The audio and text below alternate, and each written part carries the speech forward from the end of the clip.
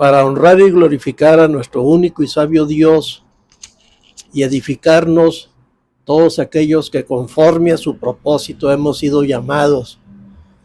¿Llamados a qué? Llamados a ser hijos de Dios, que ya nos convirtió Él por transmisión de su Espíritu al nuestro, para llevarnos a la gloria como ya nos llevó en nuestro espíritu. Aquí vamos a continuar con la primera carta de Juan en el capítulo 4 y 5. Adelante, fraterna. Primera de Juan, capítulo 4. Amados, no creáis a todo espíritu, sino probad los espíritus si no son de Dios. Si son de Dios. Sino probad los espíritus si son de Dios, porque muchos falsos profetas han salido por el mundo. En esto conoced el Espíritu de Dios. Todo espíritu que confiesa que Jesucristo ha venido en carne es de Dios. Amén. Y todo espíritu que no confiesa que Jesucristo ha venido en carne no es de Dios.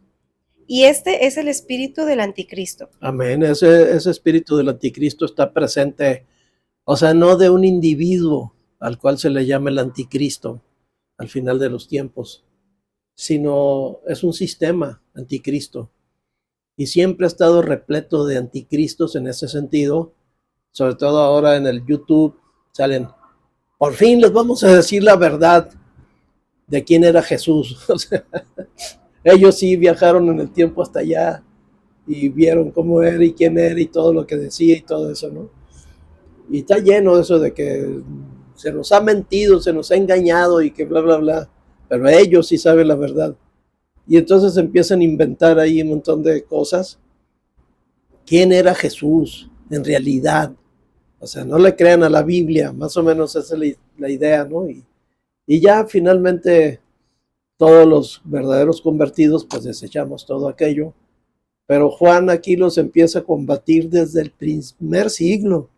No tardó mucho el diablo en meter esa idea de que Jesús era, hay una doctrina antigua que decía que era como un fantasma o algo así, ¿verdad? No había venido en carne. Por eso a nosotros nos encanta recalcar que nuestro amado Señor Jesucristo se encarnó, vino y tomó carne, fue engendrado en el vientre de María y ahí pasó los 9 meses de la gestación, fue dado a luz en carne, un hombre completo. Bueno, sigamos. El cual vosotros habéis oído que viene, y que ahora ya está en el mundo. Hijitos, vosotros sois de Dios, y lo habéis vencido, y los habéis vencido, porque mayor es el que está en vosotros, porque el que está en el mundo. Ellos son del mundo, por eso hablan del mundo, y el mundo los oye. Nosotros somos de Dios. El que conoce a Dios nos oye. El que no es de Dios no nos oye. Amén. En esto conocemos el espíritu de verdad y el espíritu de error.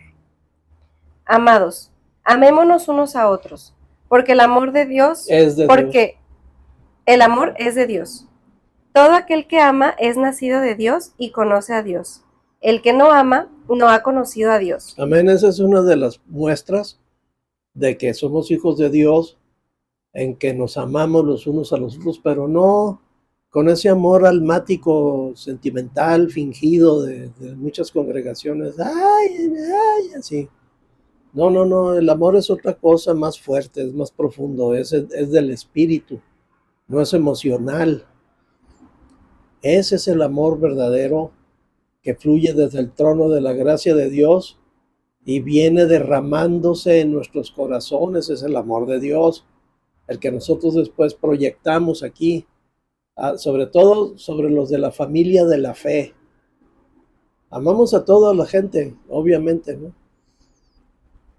Con más razón a los de la familia de la fe.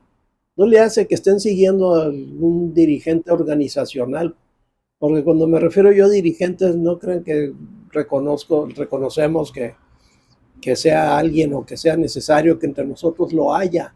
No, forman una organización y después ellos trepan políticamente a ella y dirigen todo y usufructan del dinero y del dominio de los demás. Ese también es parte del espíritu del anticristo, porque hace que la gente sea seguidora de hombres y no del Señor Jesucristo. Pero en fin, aún así los amamos. Amamos a la gente, amamos al pecador, no al pecado, obviamente, que cometan, porque no somos quien para juzgarlos. Pero sí entendemos, pues, que nuestro amor es sobre las personas. No necesariamente que estemos de acuerdo con sus doctrinas falaces, con su organización entre convertidos, sino que estamos nosotros prestos para recibir con amor a cualquier hermano, cualquiera que llamándose hermano y tenga muestras de ello, como el reconocer el señorío de nuestro amado Señor Jesucristo. Una de las pruebas más contundentes actualmente es que no le roben el nombre al Señor Jesucristo, que le digan completo, el Señor Jesucristo.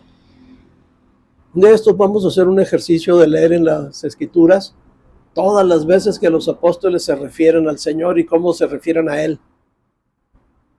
Es muy escaso cuando dicen Jesús. Siempre es el Señor Jesucristo, Cristo Jesús, Jesucristo, Señor nuestro, en fin, siempre porque se nota el amor y el respeto con que tratan a nuestro amadísimo Señor Jesucristo. Entonces en las congregaciones ya poco a poco va siendo disminuido, se le va quitando su nombre, tanto que batalló Pérgamo por conservar el nombre del Señor Jesucristo allá en los concilios que tuvieron los hermanos con el Imperio Romano, en donde insistían aquellos que se quitara el nombre de Jesucristo de la adoración, y que se quitara eso de que era por fe, sino que fuera algo objetivo a ídolos. Batallaron y batallaron, pero conservaron el nombre de nuestro amado Señor Jesucristo, para que ahora, siglos después, es Jesús, y Jesús, y Jesús, y Jesús. No le pueden decir el Señor Jesucristo, como que les da coraje porque sienten celos. Ellos quieren ser y son señores en sus congregaciones. Entonces van disminuyendo. Ya se me figura a mí que tratan al Señor Jesucristo como Jesús, un personaje ahí de tantos que salen. Más o menos eso es un indicio de cuánto amamos al Señor cuando no le escatimamos su nombre. Nos complace decirle Señor Jesucristo, y más aún nuestro Señor Jesucristo, y para rematarla, que le dé más coraje al diablo y a sus emisarios, nuestro amado Señor Jesucristo. Ese es un signo de personas verdaderamente entregadas al Señor, convertidas en serio, y que aquilatan la obra redentora de nuestro Señor Jesucristo. Síguele, fraterna. El que no ama no ha conocido a Dios, porque Dios es amor. Amén. En esto se mostró el amor de Dios para con nosotros, en que Dios envió a su Hijo unigénito al mundo, para que vivamos por Él. En esto consiste el amor, no en que nosotros hayamos amado a Dios, sino en que Él nos amó a nosotros, primero, y envió a su Hijo en propiciación por nuestros pecados. Amados, si Dios nos ha amado así, debemos también nosotros amarnos unos a otros. Nadie ha visto jamás a Dios. Si nos amamos unos a otros, Dios permanece en nosotros, y su amor se ha perfeccionado en nosotros. En esto conocemos que permanecemos en Él, y Él en nosotros, en que nos ha dado de su Espíritu. Y nosotros hemos visto y testificamos que el Padre ha enviado al Hijo. Nos ha dado de su Espíritu.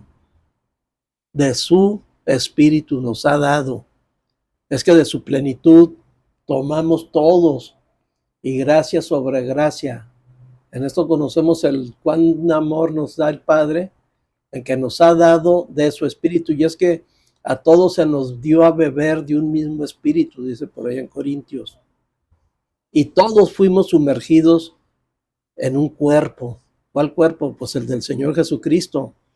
Sumergidos, o sea, bautizados. Es lo que quiere decir bautizar, sumergir. Hemos sido sumergidos en un cuerpo, el del Señor Jesucristo. Y hemos sido a todos se nos dio a beber de un mismo espíritu, del mismo espíritu a todos. A nadie se le dio más ni se le dio menos, a nadie lo empaparon más o lo empaparon menos cuando el amor de Dios fue derramado en nuestros corazones. Todos tenemos el mismo estatus, estamos en la misma circunstancia.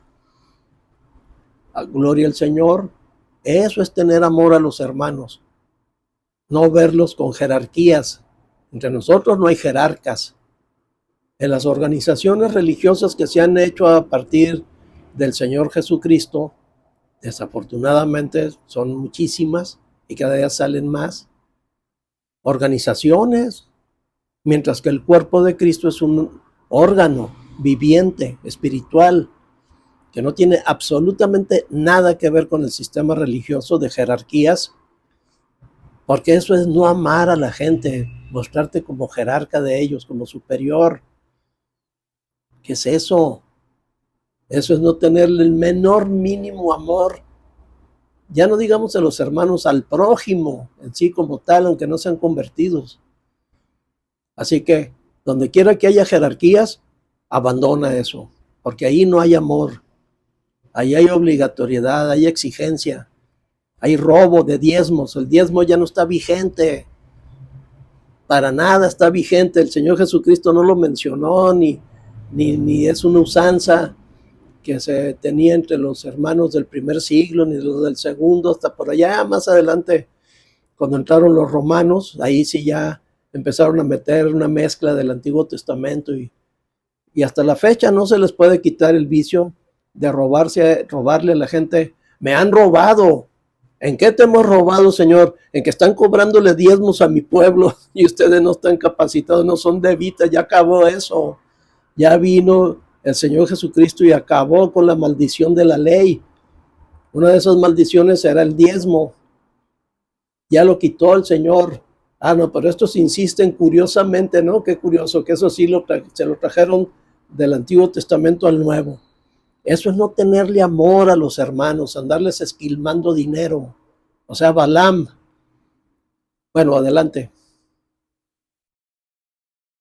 Todo aquel que confiese que Jesús es el Hijo de Dios, Dios permanece en él, y él en Dios. Jesús es el Hijo de Dios. Amén. Y nosotros hemos conocido y creído el amor que Dios tiene para con nosotros. Dios es amor, y el que permanece en amor permanece en Dios, Amén. y Dios en él. En esto se ha perfeccionado el amor en nosotros, para que tengamos confianza en el día del juicio. Pues como Él es, así somos nosotros en este mundo. En el amor no hay temor, sino que el perfecto amor echa fuera el temor, porque el temor lleva en sí castigo. De donde el que teme no ha sido perfeccionado en el amor. Nosotros le amamos a Él, porque Él nos amó primero. Amén. Si alguno dice, yo amo a Dios y aborrece a su hermano, es mentiroso. Ahí está. Pues el que no ama a su hermano, a quien ha visto, ¿cómo puede amar a Dios a quien no ha visto? Y nosotros tenemos este mandamiento de Él: el que ama a Dios, ame también a su hermano. Aunque en cierta forma no se puede exigir que alguien ame a otro. Eso es algo que nace desde el Espíritu. No es por una orden que alguien va a amar a otra persona. Eso es un fruto del Espíritu para que tenga vida y no que sea nada más un, híjole, bueno, pues lo voy a aceptar, ni modo, pues me voy a aguantar, no lo soporto, pero pues ni hablar, lo tengo que amar. ¿Qué es eso? Ahí no hay el más mínimo rasgo de amor. El amor o es o no es, se da o no se da, no se produce, no se genera por un esfuerzo humano. Así como nunca la profecía fue traída por voluntad humana, el amor tampoco se puede generar por voluntad humana. Y va a ser un amor almático, muy endeble. En cuanto te hagan una mueca ya se acabó el amor. Y cuando te hagan una grosería o alguna cosa X, ya se acabó el amor. Pero el amor nunca deja de ser. Bueno, adelante. Sigue Primera de Juan, capítulo 5. Todo aquel que cree que Jesús es el Cristo es nacido de Dios. Amén. Y todo aquel que ama al que engendró, ama también al que ha sido engendrado por él. En esto conocemos que amamos a los hijos de Dios, cuando amamos a Dios y guardamos sus mandamientos. Pues este es el amor a Dios, que guardemos sus mandamientos, y sus mandamientos no son gravosos, porque todo lo que es nacido de Dios vence al mundo. Y esta es la victoria que ha vencido al mundo, nuestra fe. Amén. ¿Quién es el que vence al mundo, sino el que cree que Jesús es el Hijo de Dios? Amén. Este es Jesucristo, que vino mediante agua y sangre, no mediante agua solamente, sino mediante agua y sangre. Amén. Y el Espíritu es el que da testimonio, porque el Espíritu es la verdad. Porque tres son los que nos dan testimonio en el cielo: el Padre, el Verbo y el Espíritu Santo. Y estos tres son uno. Y tres son los que dan testimonio en la tierra: el Espíritu, el agua y la sangre. Amén. Y estos tres concuerdan.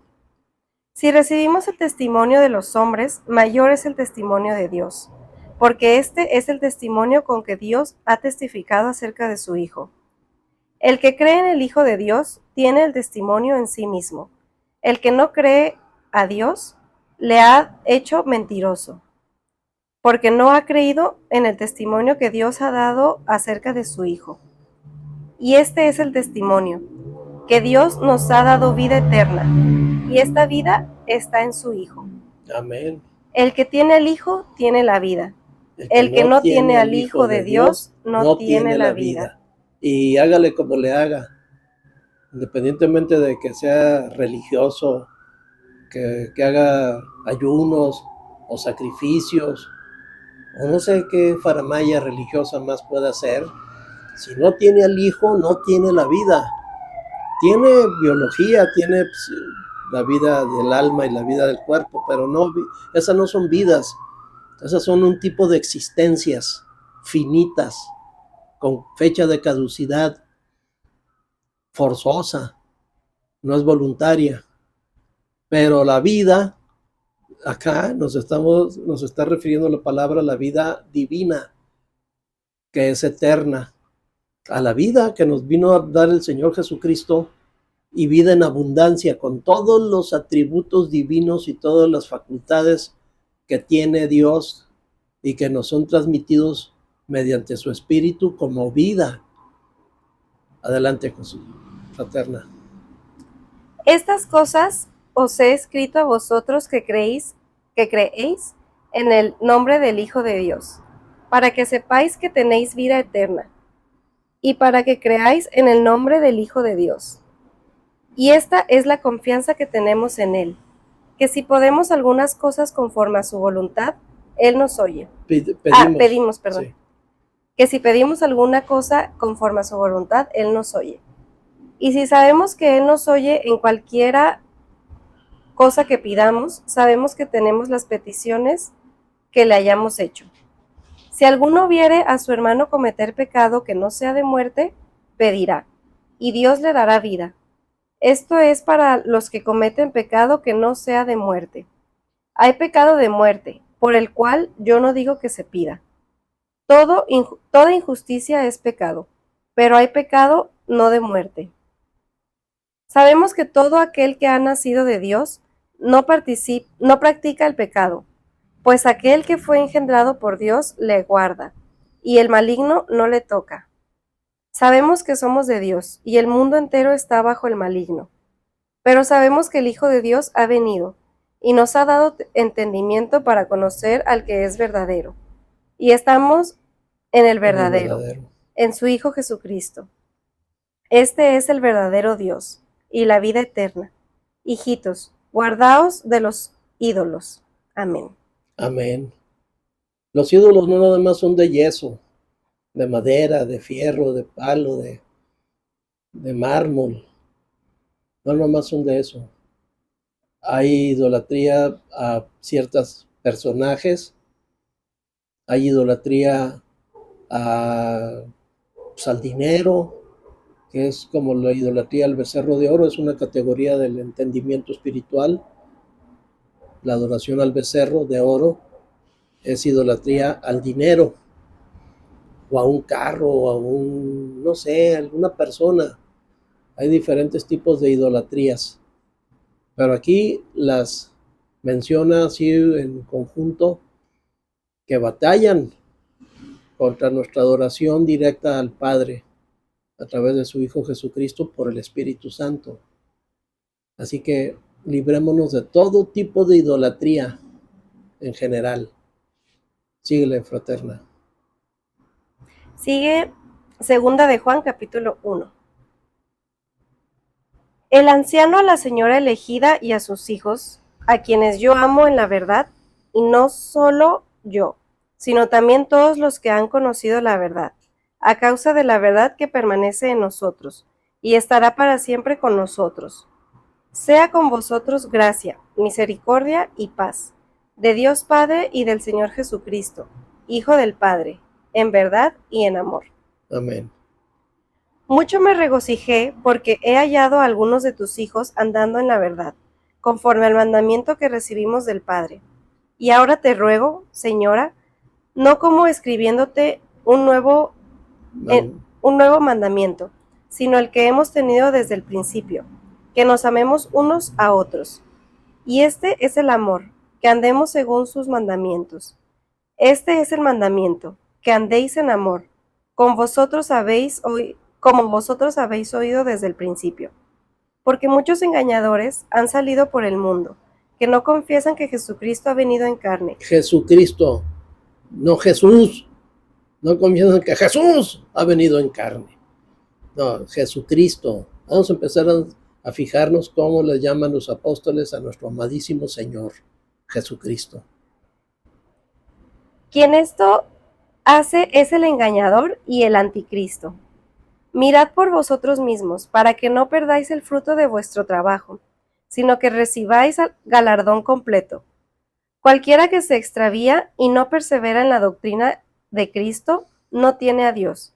El que persevera en la doctrina de Cristo, ese sí tiene al Padre y al Hijo. Si alguno viene a vosotros y no trae esta doctrina, no lo recibáis en casa, ni le digáis bienvenido, porque el que le dice bienvenido participa en sus malas obras. Es como el ejemplo que tenemos aquí de los testigos de Jehová. Traen una doctrina herética torcidísima.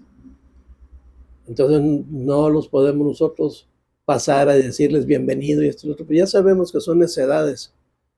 Si acaso ahí parados en la puerta hay uno explicándoles si es que quieren escuchar el evangelio, y si no, pues con permiso, sigan adelante y ya nos metemos, pero no recibirlos en casa porque es como contaminar el ambiente doctrinal de la sana palabra. Adelante. Tengo muchas cosas que escribiros, pero no he querido hacerlo por medio de papel y tinta, pues espero ir a vosotros y hablar cara a cara, para que nuestro gozo sea cumplido. Los hijos de tu hermana, la elegida, te saludan. Amén. Amén. Síguelo. Tercera de Juan, capítulo 1. El anciano a Gayo, el amado, a quien amo en la verdad. Amado, yo deseo que tú seas prosperado en todas las cosas, y que tengas salud, así como prospera tu alma. Pues mucho me regocijé cuando vinieron los hermanos y dieron testimonio de tu verdad, de cómo andas en la verdad. No tengo yo mayor gozo que este, el oír que mis hijos anden en la verdad. Amado, fielmente te conduces cuando prestas algún servicio a los hermanos, especialmente a los desconocidos, los cuales han dado ante la iglesia testimonio de tu amor, y harás bien en encaminarlos como es digno de su servicio a Dios, para que continúen su viaje, porque ellos salieron por amor del nombre de Él, sin aceptar nada de los gentiles. Nosotros, pues, debemos acoger a tales personas, para que cooperemos con la verdad. Yo he escrito a la iglesia, pero Diótrefes, al cual no le gusta tener el primer lugar entre ellos. Al cual le gusta. Al cual le gusta. Ya salió Diótrefes aquí. Al cual le gusta tener el primer lugar entre ellos, no nos recibe. Diótrefes es toda una categoría del entendimiento espiritual entre la congregación de creyentes, porque está lleno de diótrefes actualmente. Allí había uno nada más. Bueno, debió haber habido varios, pero por lo menos aquí Juan se está refiriendo a uno en especial, conocido de él, que se le oponía. Y a la fecha, pues tenemos miles y miles de diótrefes por todo el mundo, que les gusta tener el primer lugar, o sea, ser líderes, pues. Tener dirección organizacional, que no autoridad espiritual, son dos cosas muy diferentes. Donde no tenemos grupo, porque el Señor Jesucristo nunca se le oyó que iba a haber un grupo así y todo eso, jamás. Y mucho menos que iba a haber dirigentes escalafonados como con jerarquías y así, jamás. Al contrario, habló al revés de que se hiciera una organización. El Señor estaba muy consciente de que la iglesia, el conglomerado de creyentes, es espiritual. No tiene nada que ver con hacer una organización, porque ahí se le da pie al hombre natural para que escale posiciones y llegue a dominar y llegue a ser un diótrefes, efectivamente, ¿verdad? Vamos a continuar viendo qué más hacía este diótrefes, que es uno de los soñadores que hablaba Judas. Adelante. Por esta causa, si yo fuere, recordaré las obras que hace parloteando con palabras malignas contra nosotros. Y no contento con estas cosas, no recibe a los hermanos, y a los que quieren recibirlos se lo prohíbe, y los expulsa de la iglesia. Fíjense nomás qué grado de autoridad organizacional llegó a tener. No es autoridad espiritual, sino que es el hombre natural, el hombre animal, el viejo hombre viciado, con su sabiduría animal, terrena y diabólica, la que actúa aquí como diótrefes y como los dirigentes en general. Por eso es una malignidad satánica el que haya ese tipo de diótrefes. Adelante. Amado, no imites lo malo, sino lo bueno. El que hace lo bueno es de Dios, pero el que hace lo malo no ha visto a Dios. Todos dan testimonio de Demetrio, y aún la verdad misma, y también nosotros damos testimonio. Y a vosotros sabéis que nuestro testimonio es verdadero. Yo tenía muchas cosas que escribirte, pero no quiero escribírtelas con tinta y pluma, porque espero verte en breve y hablaremos cara a cara. La paz sea contigo. Los amigos te saludan. Saluda tú a los amigos, a cada uno en particular. ¿Qué más? Sigue Judas 1. Judas. Bien, estábamos empeñados en terminar de revisar las cartas de Juan. Juan está como envinado en amor, está completamente permeado del amor de Dios y lo transmite en sus escritos. Por eso se le ha llegado a decir que es el apóstol del amor. Pero ya vimos que en su primer libro, al cual se le llama el Evangelio de Juan, que yo le llamo Evangelio a ese libro inicial, más estas 3 cartas, más el Apocalipsis, todas las escribió Juan y son parte de su Evangelio, de sus buenas nuevas. Buenas nuevas que no nada más es anunciar, fíjense que Dios mandó a su Hijo para salvarnos, sino buenas nuevas en el trato que tiene Él para con los demás, en amor. Pues es una forma de anunciar que el Evangelio, el efecto que hace el Evangelio en las personas, nos convierte de andar así en la vanidad de nuestras mentes a tener el contenido espiritual nada más ni nada menos que de Dios mismo, porque de su plenitud tomamos todos, y gracia sobre gracia. Primero, Dios en su sabiduría repletó, saturó a nuestro amado Señor Jesucristo, ya con todo y Jesús, que es la parte humana, y entonces en Él hizo el ente más grande, más grandioso que pueda haber, y de su plenitud tomamos todos, y gracia sobre gracia. Por eso quedamos como en amor también para los auténticos hermanos y para toda la gente. Nada más que pues Hay vicisitudes en las cuales uno dice, no, pues no, yo de plano no paso por amarlo, este es un patán o qué sé yo. Porque ahí habla nuestra humana debilidad, pero en nuestro espíritu está claro que amamos a todos, especialmente a los de la familia de la fe, aunque estén extraviados siguiendo a hombres por allá, dirigentes, diótrefes, soñadores, que aborrecen a los hermanos, porque ¿quién va a amarlos y plantarse como superior a ellos? ¿Qué es eso? Eso no es amor. Eso es no tenerles consideración y poderles esquilmar su dinero. Hay congregaciones donde los hermanos son muy pobrecitos, trabajan todo el santo día, porque en este mundo está como al revésado. Mientras más trabajas, menos dinero tienes, ¿no? Y los que tienen muchísimo dinero ni trabajan siquiera. Pero los que trabajan muchísimo tienen poco dinero y luego van y se los quitan mediante diezmos y ofrendas. Esa es como para decir, estos odian a la gente, ¿no? Van y les quitan su dinero. El poderoso va y esquilma al débil. El ricachón viene y le quita su diezmo a los pobres. ¿Qué es eso? Eso no es amor, eso es no tener compasión en lo más mínimo, no estar interesados en el bienestar de los hermanos, sino que a ellos qué les interesa, ¿no? Con una muralla de oro alrededor de ellos no les importa la gente ni nada, ¿no? ¿Dónde está el amor? Porque se supone que el cristianismo pues es una emanación de amor desde el trono de la gracia de Dios hasta nuestro espíritu y de ahí en un caudal imparable hacia el resto de personas. Por eso estamos empeñados en que vamos a continuar con la enseñanza, no enseñanza de las escrituras, sino con el fluir que tienen, que es tan rico.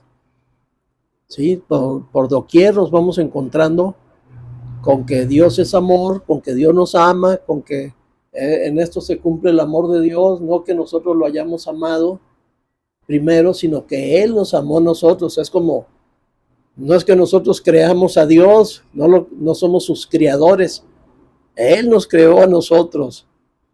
No es que nosotros hayamos amado a Dios, Él nos amó a nosotros. De hecho, pues la palabra nos aclara que nos conoció desde antes de la fundación del mundo.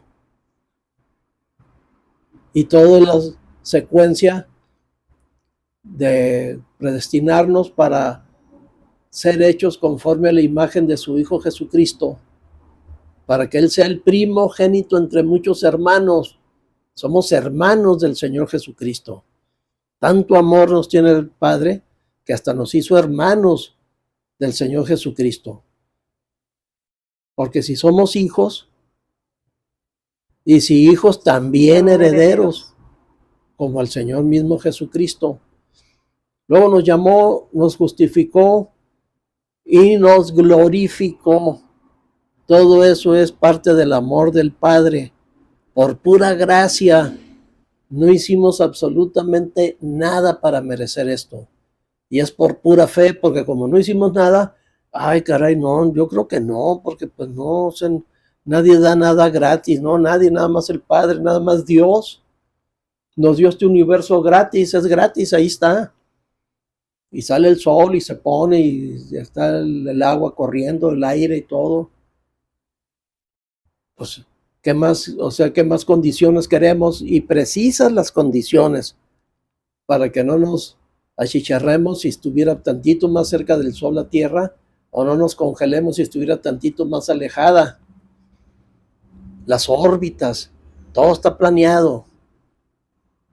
Entonces es parte del amor de Dios y de su enorme sabiduría que ni siquiera alcanzamos nosotros a comprender. Pero aquí el apóstol Juan, más que la sabiduría de Dios y todo eso, él recalca el amor. Porque es como una novedad. En el Antiguo Testamento la ley no es por amor, ni por fe. Allá no había gracia, no había misericordia. Habría que sacrificar al Cordero, apuntando al sacrificio del Cordero Jesucristo que habría de venir. Esa es la manera en que se ponían a cuenta con Dios. Nosotros ya no, ya tenemos un solo sacrificio del Señor Jesucristo como el Cordero real, el auténtico, el que sí vale, el que al derramar su sangre y su agua, porque le picaron el costado con una lanza y brotó inmediatamente agua y sangre de su costado, porque son de los que dan testimonio aquí en la tierra. Entonces nosotros tenemos muchas manifestaciones del amor real de Dios, no como algo abstracto, sino fehaciente, o sea, la encarnación misma del verbo de vida. Lo que hemos visto del verbo de vida, dice Juan, lo que palparon nuestras manos, dijo. O sea, es una forma de decir que es tan real como si se pudiera palpar con las manos. Obviamente no, porque es algo totalmente abstracto. Pero el amor de Dios para nosotros tiene muchas manifestaciones, muchas demostraciones. La primera es que renunció a toda su gloria para encarnarse. A toda su gloria. No nos dice mucho a nosotros eso, porque los seres humanos no tenemos gloria ninguna. Si acaso vanagloria. Vanas glorias ahí sin chiste, ¿no? Que después ya nadie se acuerda de nada. Pero el Señor sí tiene gloria, y ya iremos a experimentarla de lleno, sí, directamente cuando abandonemos este cuerpo. Bueno, ahí fue su primera manifestación de amor, despojarse de toda su gloria para venir a encarnarse.